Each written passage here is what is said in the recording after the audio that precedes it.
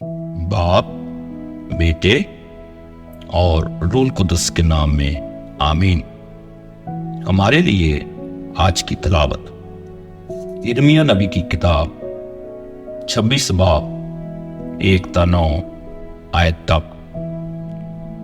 शाह यहूदा योयाकीम बिन योशिय्याह के अहद सल्तनत के शुरू में यिर्मयाह ने खुदावंद से ये कलमा पाया जब उसने कहा कि खुदावंद यूं फरमाता है, खुदावंद के घर के सहन में खड़ा हो और जिन बातों के उनसे कहने का मैंने तुझे हुक्म दिया वो सब उन लोगों से कह जो यहूदा के तमाम शहरों से सिजदा करने के लिए खुदावंद के घर में आते हैं, और उन बातों में से एक भी फरोगुजाश्त न कर, शायद कि वो सुने और उनमें से हर एक अपनी बुरी राह से बाज आए, तो मैं भी उस बदी से रुक जाऊं जो मैं उनके बुरे अमाल के बायस उनसे करने का इरादा करता हूं।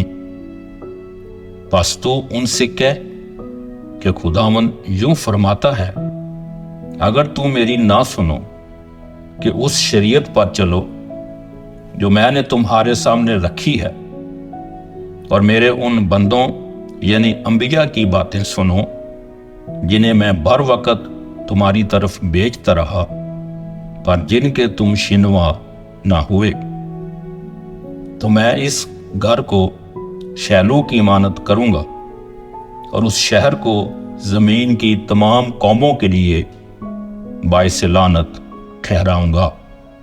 और कहनों और नबियों और अवाम ने यिर्मयाह को खुदावंद के घर में ये बातें कहते सुना।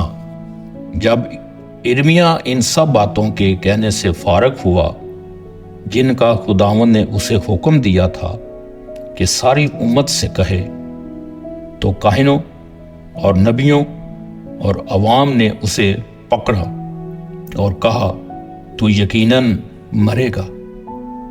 तूने खुदावंद के नाम से क्यों नबुवत करके कहा कि ये घर शेलू की इमानत हो जाएगा और ये शहर वीरान किया जाएगा और कि इसमें कोई बसने वाला ना होगा।